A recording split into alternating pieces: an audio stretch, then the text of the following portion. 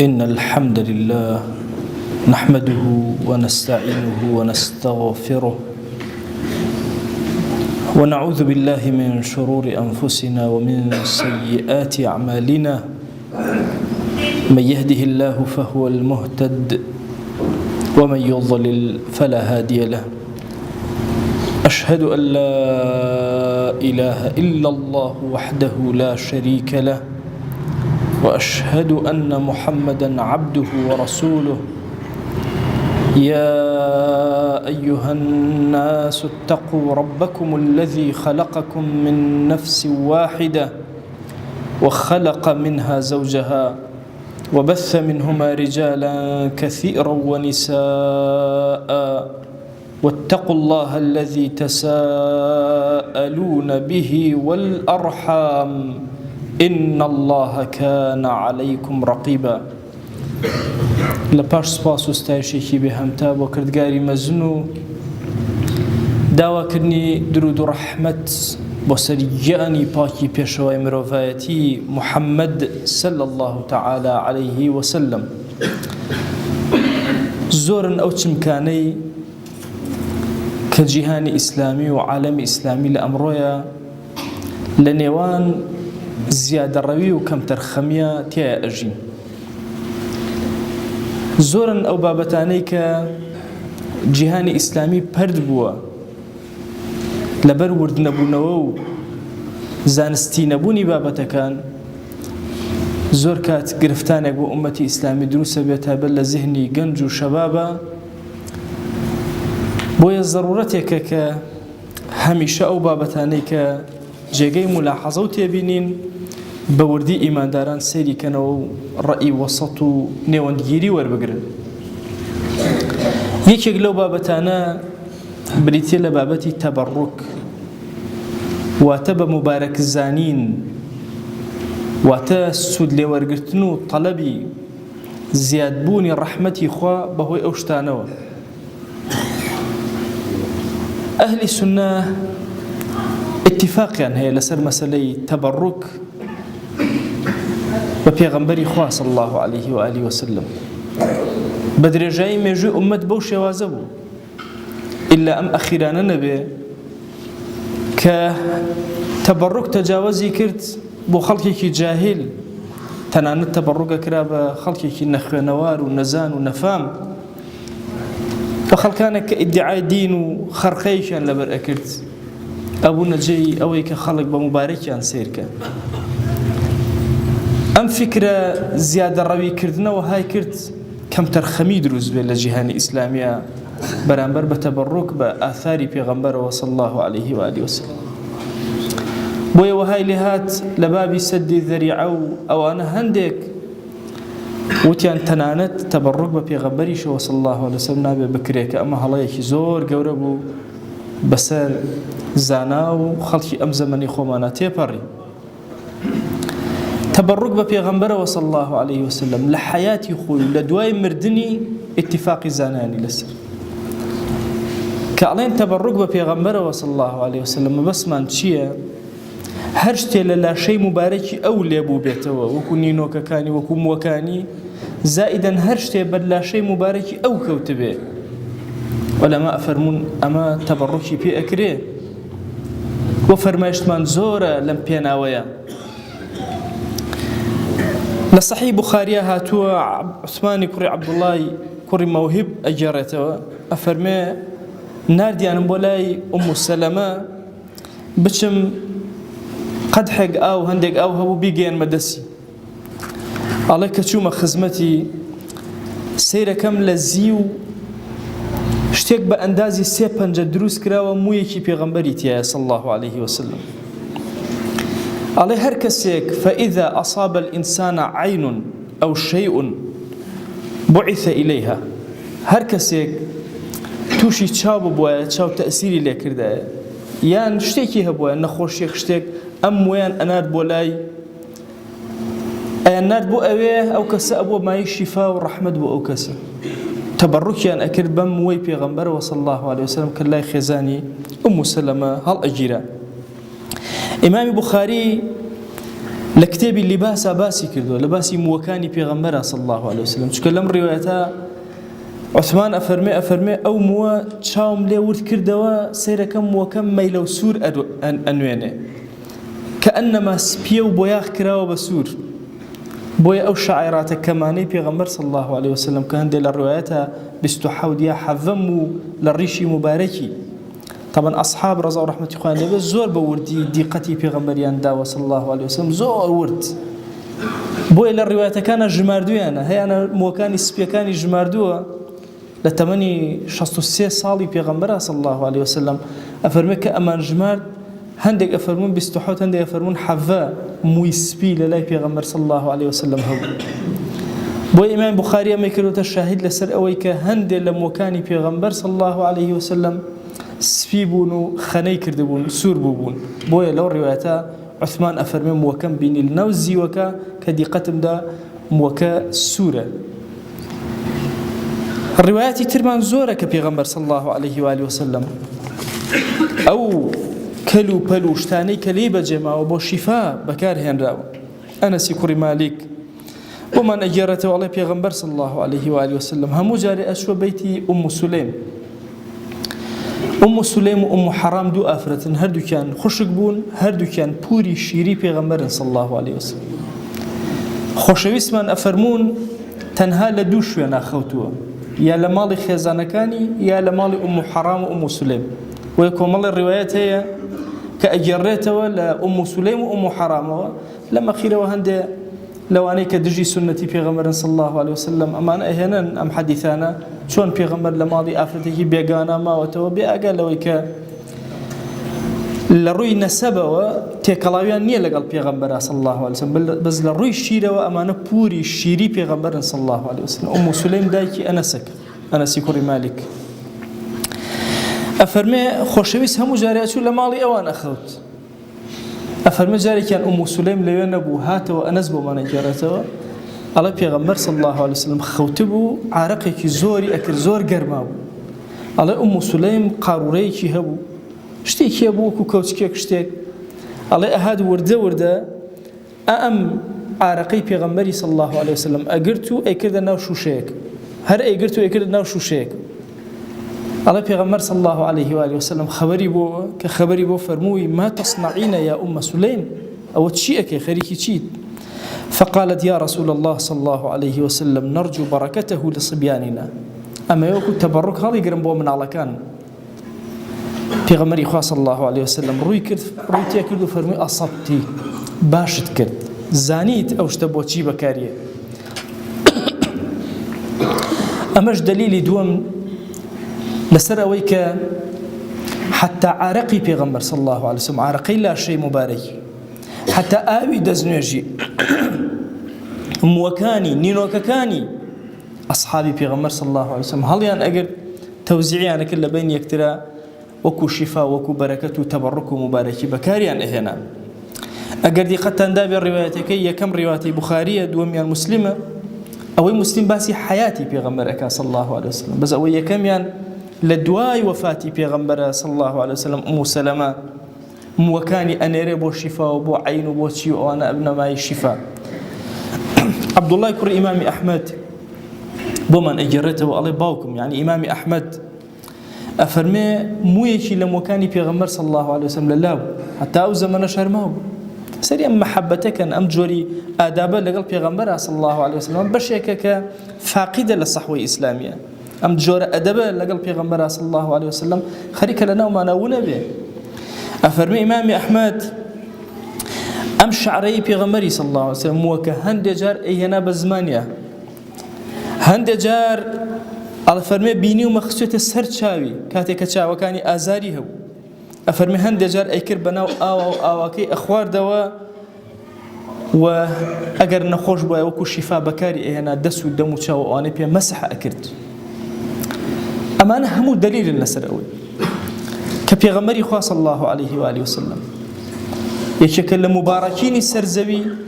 وآثواركاني أو هرهميان ما يتبركن ما يأوان كإنسان وكو بركات بكاريان بيني عبد الله كوري عمر يشكل له هاولانيك مشهورة زور تند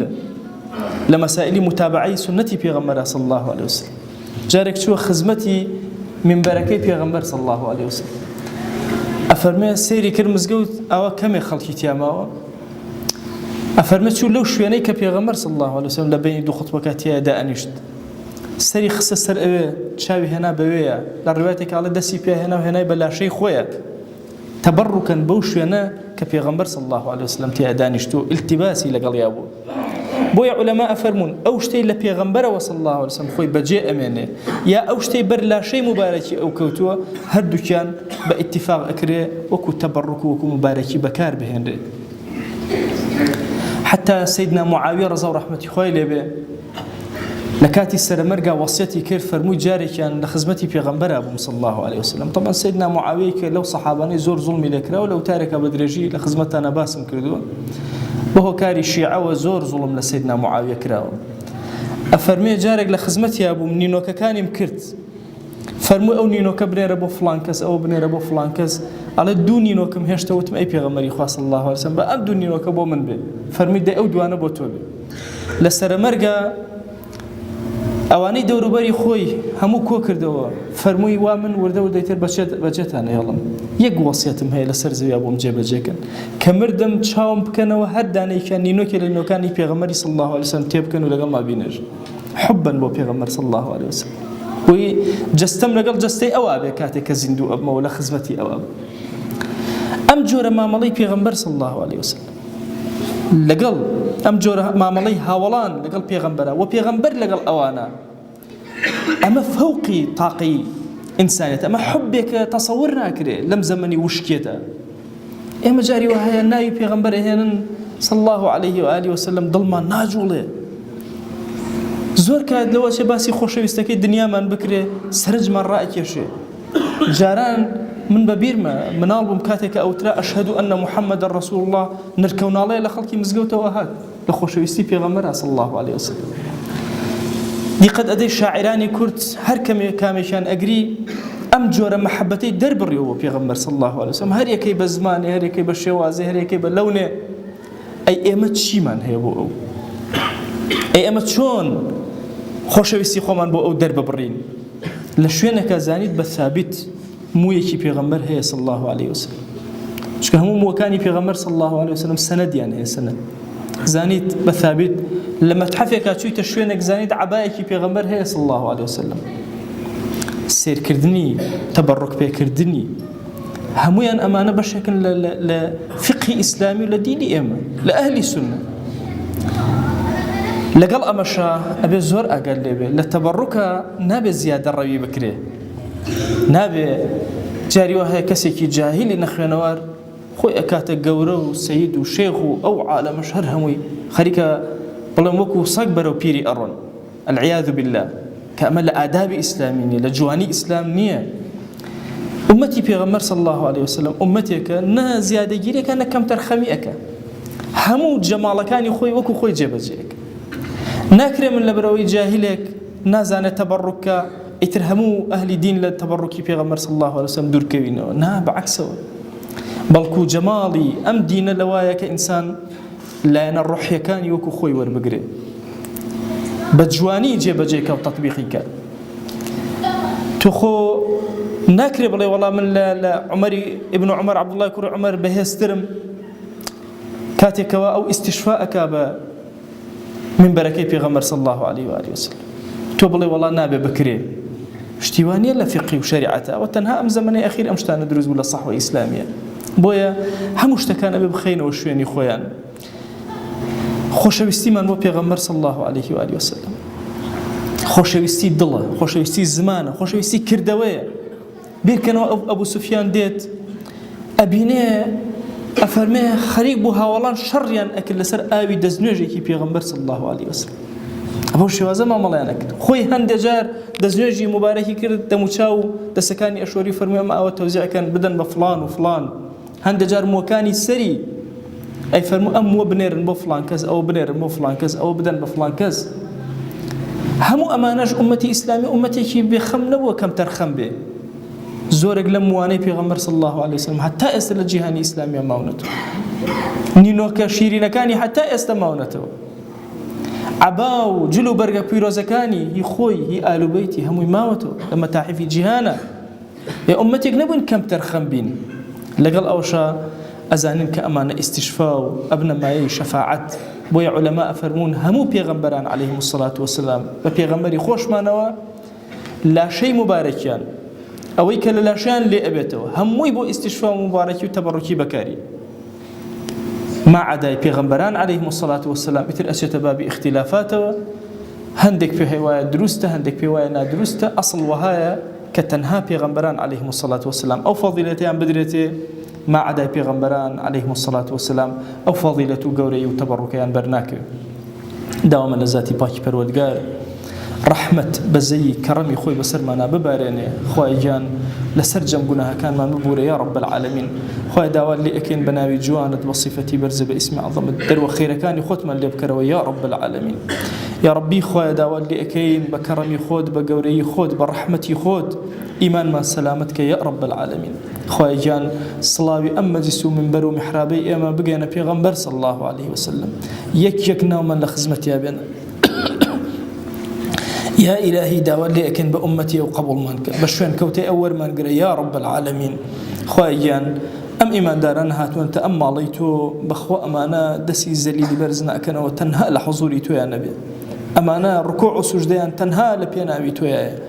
دا إلهي بندائك محمد المصطفى عليه الصلاة والسلام لفشينا كوبونتو هر دعاء ودعوائك هي يا إلهي دعاك ننجرابك ادعوا الله وأنتم موقنون بالإجابة الحمد لله رب العالمين والصلاة والسلام على سيدنا محمد وعلى آله وصحبه وسلم تسليما كثيرا أبدا إلى يوم الدين أوصيكم ونفسي قبلكم بتقوى الله وكثرة مخافته فإن التقوى شعار المؤمنين ودثار المتقين ووصية الله تبارك وتعالى في وفيكم وفي الخلق أجمعين وشوي سكام فريني مسألة بين ما اختلافي بين أمته بيغمبرين صلى الله عليه وسلم بعض فرزيا روي شاكردن وبعضش كم ترخمي بين خزمة شان يوشا مسألة بريتياج تبركي يعني بمبارك زاناي تشيو ياجيو وبكار أردش بيس التبركي فرو وقتي أما رنگا خلقي وما بيبو كس جاهل جديبو يتر بهرنا لأبو تشيرو هر سلطي وانا تشيرو هر عبي وإسلامين أبو يتر آمان تبركش بنا كردن زيارويش كردن تنان باستر آمان ك چني عبداتي بي خواي كريو عبداتي بي عبدي وكريو چني إنا كم ترخمية زياروية فركريان يمش كم ترخمي ما كردن تبرك بأثرك بيغمبري صلى الله عليه وسلم يونجا بشا مهمكات ديننا نشانه محبتنا نشانه زيادة وشويسي بيغمبرينا صلى الله عليه وسلم اما رنگا بونو أنا إنسان واتن ما تنها خواي برسمي وشخص برستين نبو إنشاء حتى جا محبته بيغمبري صلى الله عليه وسلم كم ترخمي ما كردن فرين فرماشتكي بيغمبري صلى الله عليه وسلم كباس كرا أصحاب چني بين وشانه محاولة شاكردن تبرك كرا بأثرك بيغمبري صلى الله عليه وسلم حتى فرماو خالد كري ولد رضا رحمة خواج ونبو جاري وشويس فرماوش لا راس وسلام وش كرده لا راس شابي أكساك الدلاك يعني سنة شانن كدسكري بسر وش كرده جلال راس ودس بنكري وشويس جلال راس ودس بنكردن فرماو لا راس وسلام وش كرده لا راس وسريشا وش كرد توزعش كرملو بعزه جخل كيره دلي مدينة فرماو لا تشبيش وش كرده لا تشبيش وش كرد فرماواش پشت وسري مسر وسري وش كرده إلا دلي تمام نبو قشة وش كرد دلي تماجمن فرماو خالد يا نبي أروت شاقا نبي كإنش جني موكي توزيع كرينه دو يري دريا بخلقي وتوزيع كريم لو خلقي ببهل الرماء وجهنا خدمته بيغمبري صلى الله عليه وسلم فرماواش يا رسول الله من بيبج بينا فرماواش إنما بيتو أستنو أي خالد دلت ما كش كندو داش بخالد يكري وليد خالد إيد نشب نبي نيابج دلي مزرك وش قر جنگي وانا كلوه بنجب حتى يوجد جنگ كان مزركش كوتره هەڵمەتەشدا چەند جارێ هجوومێ فرە گەورەی کەرێ وێش بە تاقی تەنها حتا مێزەرەکەش ئاردوو واشە ئەی هاوار خالید خەربی وەڵفوتنی بۆ نەو مێزەرەکەی تو فەرموویان کوڕە مەسەلەی مێزەرەکە نییە مەسەلەی موەکێ پێغەمبەری صلی الله عليه وسلم کە بە بەرەکەت وستێنم ئێگەمە وستێنم لێ چەمام من بە بەرەکەت و ئایا ئی جەنگ و جیهادا کەرونە ئی جۆرە مامەڵە چەنی پێغەمبەری صلی الله عليه وسلم چەنی ئاثارە چاوی جیامەنێنێ مە بۆ ئێمە کەم تەرخەمیشە نەکردمێنە بە شێوان جا فقی ئیسلامی ئێمە جا ئەهل سنەی گرد علماء متفقين سر وأنا كتبرك بآثار بيغمري كريو صلى الله عليه وسلم شأني جل شيء مباركش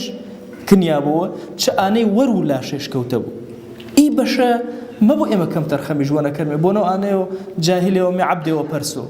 يان زيادة الربي كرو خزمة الشيخ وانا يا شيء نا إما أشم أساسياتك ما ورجرمي شني بيغمري صلى الله عليه وسلم بس عمتي تري تماشا ما كرمي إنما كرو شخص برسي نما كرو أنا كإنسان واتو والله إنسانش برسا نا إنا أدبا ورا بيغمري صلى الله عليه وسلم إنا نشان محبتنا إنا يوانين جا حقيقة كنه بيغمري صلى الله عليه وآله وسلم ورو أنا إما بو كم ترخمي كرمي أشم تشني بنما كريا محبت بأو شوي سيما بربرمي إتر هر يوم رنجا بجوري تاو يوم تاو صلوات فريبو يوم تاو زياتر سنتكاش زنه كروا يوم تاو تنها زردخنه كو بيغمري صلى الله عليه وسلم بكار بار وران چني وران وركاش هر يوم بنوع كريو اما چني وشويسي مخو ارونا بخو امج بدل حسكرن خدمته من بركاش النبي بدل حسكرن خدمته موكاش النبي بدل اشتياق وحسكر من خدمته ناخونكاش النبي حسكر وما في داش كرمه بلام اما زمن المدور المشاي اشم ظلمان زيب وجه پیغمبري صلى الله عليه واله وسلم خايان دعوة ونكرم بوشويسي پیغمبري صلى الله عليه وسلم قبول ما كره يا رب العالمين يا الهي دعوة ونكرم رقيامتنا يا الهي شيء السبر والله ان حشر ما كره يا اكرم الاكرمين خايان كان الباريم والعليم ونضياء رب العالمين ببزي والرحمه والمجمل ماره نوش فريما هنا وطلبوا الشفاء شاكر دينا خواء الشفاء بيقرد شاكيانا يا أكرم الأكرمين آمين آمين والحمد لله رب العالمين وأوصيكم أيضا بالصلاة والسلام على رسول الله حيث أمرنا الله تبارك وتعالى في محكم تنزيله قائلا إن الله وملائكته يصلون على النبي يا أيها الذين آمنوا صلوا عليه وسلموا تسليما اللهم صل على سيدنا محمد وعلى آل سيدنا محمد وبارك على سيدنا محمد وعلى آل سيدنا محمد كما صليت وباركت على إبراهيم وعلى آل إبراهيم إنك حميد مجيد اللهم اغفر للمؤمنين والمؤمنات وللمسلمين والمسلمات ولمن أنشأ هذا المكان اللهم أعز الإسلام والمسلمين وأهلك الكفرة والملحدين اللهم انصر من نصر الدين واخذل يا رب من خذل الإسلام والمسلمين اللهم آت نفوسنا تقواها فزكها أنت خير من زكاها أنت وليها ومولاها